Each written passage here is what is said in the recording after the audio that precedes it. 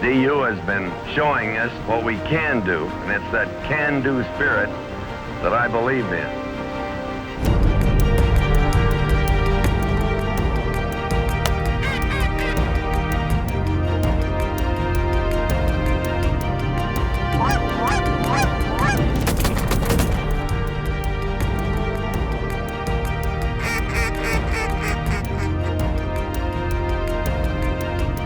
Take it.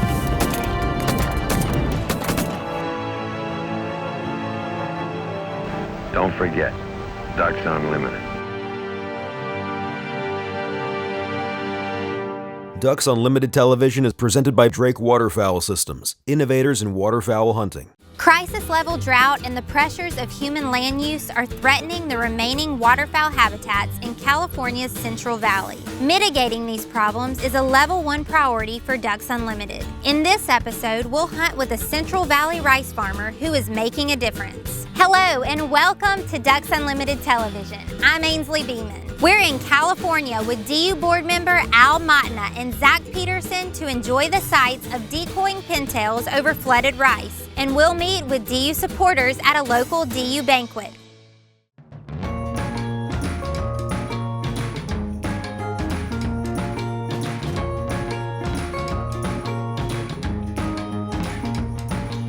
My first reaction getting off the airplane in Sacramento was how warm it was. Here it is, the end of January, coming from Kansas. I think it was 20 degrees the morning when I took off out of KCI. So getting here at 55 degrees and, you know, with a high of 70 for our first day of hunting, a little bit of a weird feeling for late January. But after hopping in the car with the guys and talking about the amount of birds they had seen earlier in the day, there's a high level of excitement for our first day here in Northern California. I think it's safe to say that every waterfowl hunter has a bucket list of places that they want to hunt, and Northern California has always been one for me. And I can remember watching DU TV as a kid and reading Ducks Unlimited magazine and other waterfowl publications, and always hearing about Northern California and the pintails and the widgeons. You know, this trip was something I was really excited about, and I couldn't wait to get up here.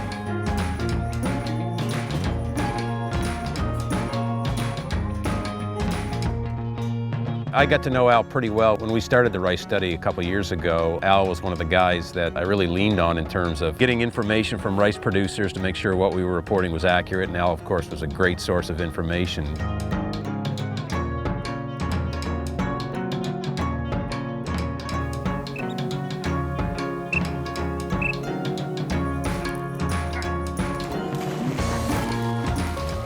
Widgeon are beautiful birds. look at this white wing patches, my God. Beautiful birds right now, Mark, you know. Yeah, they even get a bit of a sprig on them, don't they? Yeah.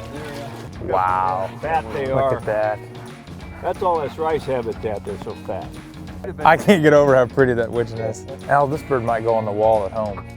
It's going to be particularly enjoyable to spend a little duck hunting time with Mark over the next couple of days. He's a tremendous person. I understand he's a darn good shot, and so we're going to have a lot of fun in the duck blind with the DU crew over the next couple of days.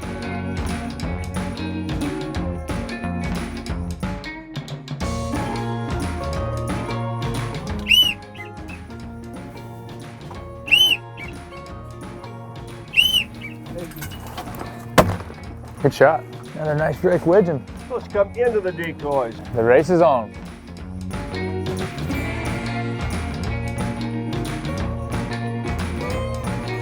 Dingville Duck and Social Club is owned and operated by Matna Farms in Yuba City. It's family owned. That is operated for waterfowl and operated for rice production. It's located on the Pacific Flyway. It's nationally known for its pintail habitat.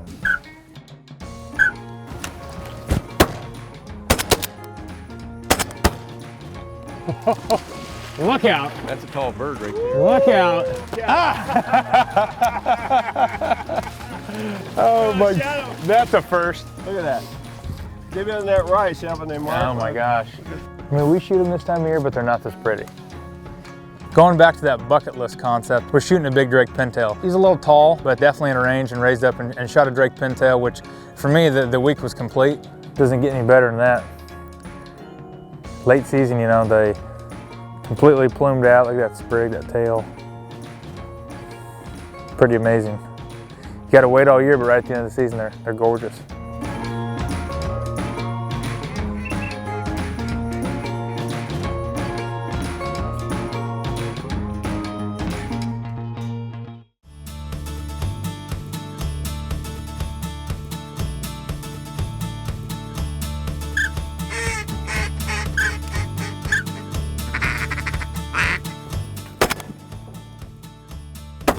Good shot. Good shot. What Al has done is, after he's harvested these 3,000 acres, for the most part, he's putting water on all those acres. So he's essentially creating 3,000 acres of waterfowl habitat out here. What he's also done too is he's got a conservation easement on this property, which essentially is no time in the future can it be converted to something other than agriculture. So it can't be developed, it's always going to be here for waterfowl. It's a really unique rice property in that it has a conservation easement on it.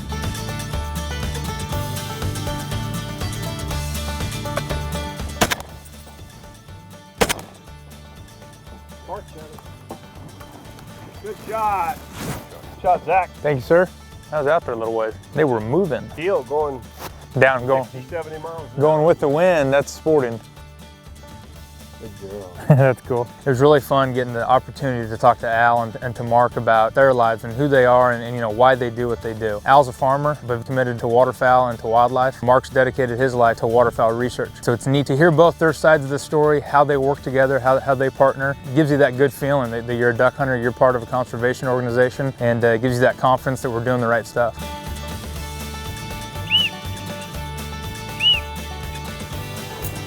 Get him.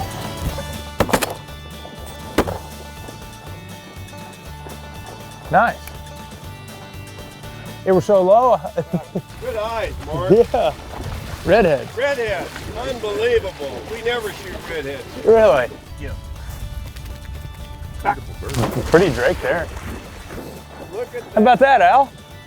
We never shoot them here. I mean, once every 10 years. We brought some good luck, didn't we? Woo! We're shooting all beautiful drakes of all these different species. See, that looks like a female can. That's canvasback. Yeah, it is. I knew there was It's a good eye. There's 200 species out here that live on a working rice field. Most of them water birds, waterfowl. 30 of them are threatened and endangered. So Really? we can protect those in a working environment. You know, what's good for rice is good for ducks. Yeah, absolutely. The partnership we formed with Rice and Ducks now, kind of the poster child for working land conservation in the United States. And it's protecting wintering habitat in the Pacific Flyway, Mississippi Alluvial Valley, and the Gulf Coast. This property produces 9 months of the year rice or waterfowl. And when you walk out here and you see thousands of waterfowl, that's the payoff. Oh yeah. See him up front? Here they come. Mark, you got it. Good shot. Well, you know, you're not a very good shot if you're a good claimer. Watch bird rate on the Yes. left You here, get guys. limit real Watch fast. This, guys, watch this bird rate.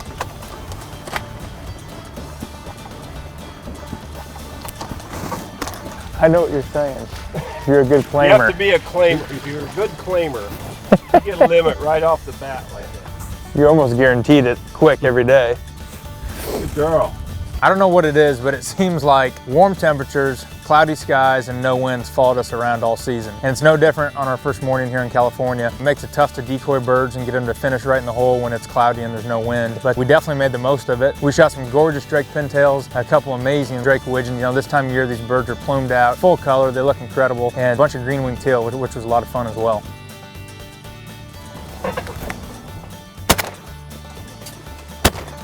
Oh, what a shot!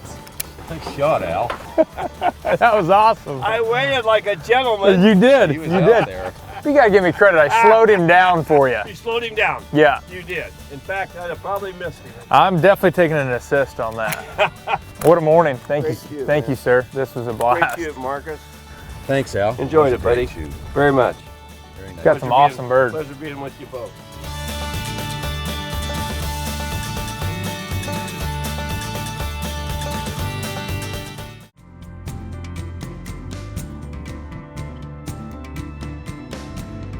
In our continuing mission to provide habitat for waterfowl, rice agriculture has emerged as one of today's most important conservation tools. As it turns out, what's good for rice is good for ducks, geese, and other wetland birds. More than half of North America's dabbling ducks spend the winter in major rice-producing areas. Many of the farmers in these areas flood their fields in the winter, which provides excellent food resources for waterfowl, supplying as much as 35% of their food energy.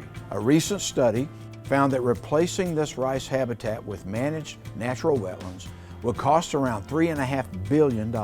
The bottom line is that North America's ducks and duck hunters are getting a great deal from our rice farmers. Unfortunately, water supplies for rice production are under increasing pressure, and that could have dramatic consequences for waterfowl. So DU is working with USA Rice Federation and individual farmers to find solutions to keep rice agriculture on the ground. You can find out more about rice and ducks at ducks.org.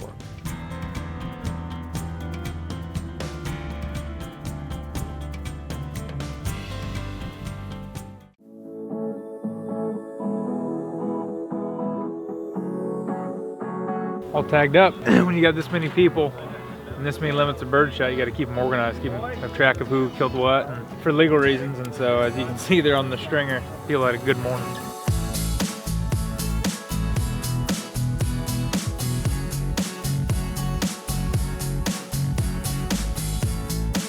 Dingville Duck and Social Club is one of the few duck clubs that's also a Ducks Unlimited chapter. It's been a chapter for many, many years. And the year-end closing party, we have a DU event that's highly attended by Duck Club members throughout the region. We're very proud of that, and all the money from that event, of course, goes back to Ducks Unlimited.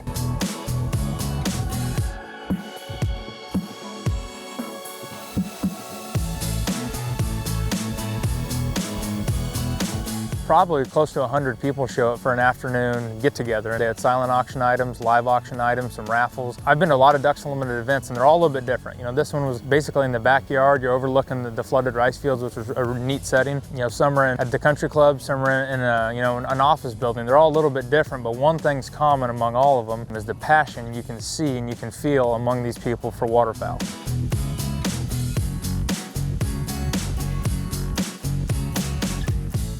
I think what happened here today was pretty unique. You know, Al not only kind of offered up his property for us to hunt on and film a TV show on, but you saw just how generous he is on the other side of things. And so he's very involved not only on the conservation side of things, actually putting habitat on the ground, but he's equally committed to raising the kind of dollars that Ducks Unlimited needs to be successful.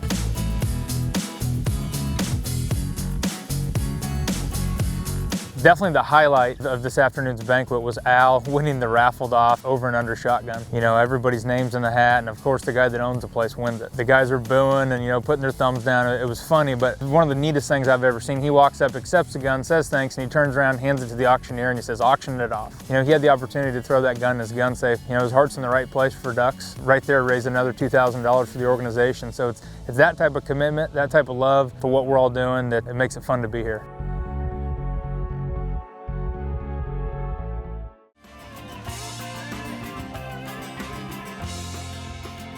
Hunting ducks in flooded timber is as exciting as it is challenging. You're going to need some special skills here. First, a dog that is absolutely steady. Second, a dog that can negotiate barriers on the water, going over logs, around roots. And third, a dog that is so still that he will not flare those birds when those birds are coming over to take that look. Let's talk about the water stand. This water stand allows the dog to be elevated out of the water, so it helps the dog stay warmer. Secondly, he's got to learn to work off that stand, pick the bird and return back, even if I'm in a remote position, maybe over here brushed out. He delivers the hand and he goes back on his own, on command, loads on the stand. So let's give it a try. The bird drops, I line deek, he's away. Now what if I was over here shooting though, not standing here in the wide open, I'm over here brushed out, tucked in these willows. I want him to come back, get back as fast as possible, make a direct return and deliver the hand so I can get back in the game. He comes in, deek load, returns to the water stand on command. So there you have the first key element to hunting a dog in flooded timber. A dog that is steady, that is quiet, does not flare the birds, and will work remote off a water stand.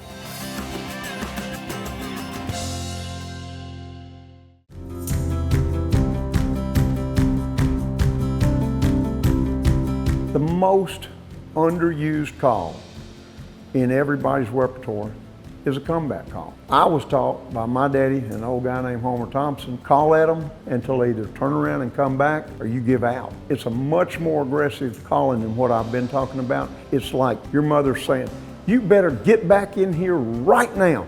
Come back here right now. And she gets more emphatic all the time. Get out of the road and get in the yard. And she'll say,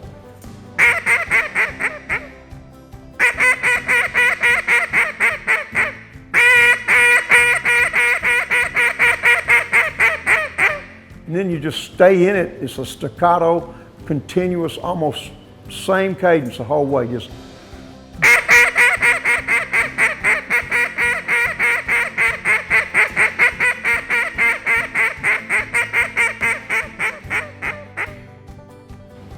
like I said, till you give out.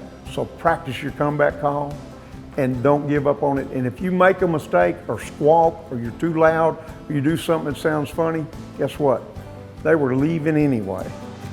Duck Tactics has been presented by Buck Gardner Calls, champion of champions.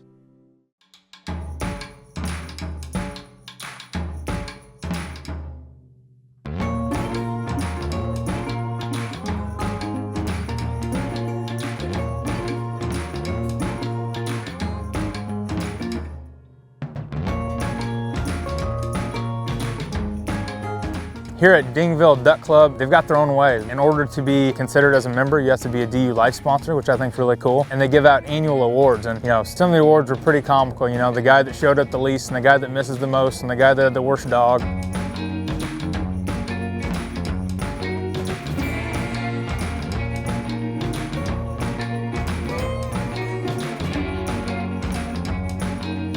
Pretty neat to see their award presentation. We had breakfast and then we headed out to the marsh. We were hoping for clear skies this morning, and unfortunately it's foggy, as you can see. A little bit of a breeze this morning, there's none, but it's picking up slowly and slowly. We moved the decoys around. It's tough walking in this flooded rice. My first time in a flooded rice field in California, and I found out that you don't necessarily want to move the decoys too much. We pulled probably 50 of them, put them off to our right side to open the hole a little more, and we'll see how it works.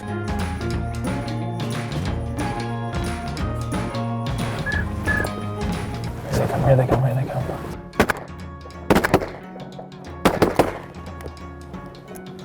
Widgeon. All right, man. There we go, now we're on the board. Awesome. We had that group of pintails that was working us, and I thought that was what was coming in. They came out of the fog, and they're widgeons. We're definitely not gonna complain about that. We hunt 3 days a week at Dingville to let the property rest and the birds rest also. Fortunately, because of our management practices, shooting small gauge guns, no gun bigger than a 20 gauge, and even though we've had this fog, which in many locations produces not very good shooting conditions, we've had exceptional shooting conditions at Dingville.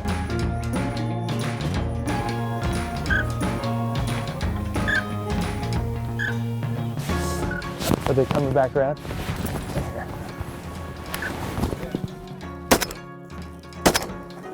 Good shot, Zach. They just appear out of the fog. You gotta, I guess, take them when you can. There's no doubt I feel honored to be here on the last weekend of the season. Every single member of the Dingville Duck Club, is here to hunt on this Saturday and Sunday. So it's really neat that we're invited to be a part of this. It's the last day of duck season. When I go home, duck season will be closed in Kansas. So we're gonna have to wait. We're gonna have to go through the spring and the summer, but the good thing is another duck season will be here. It's just another thing to look forward to coming next fall.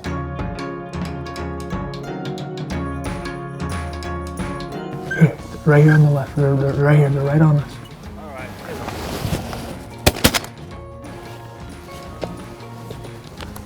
Good shot, boys. You let mother go. Yep. Good conservationist, Zach. Absolutely. We do our best. Shoot the drakes, let the hens make more for us. I gotta get a photo of that too. It's too good. Beauty.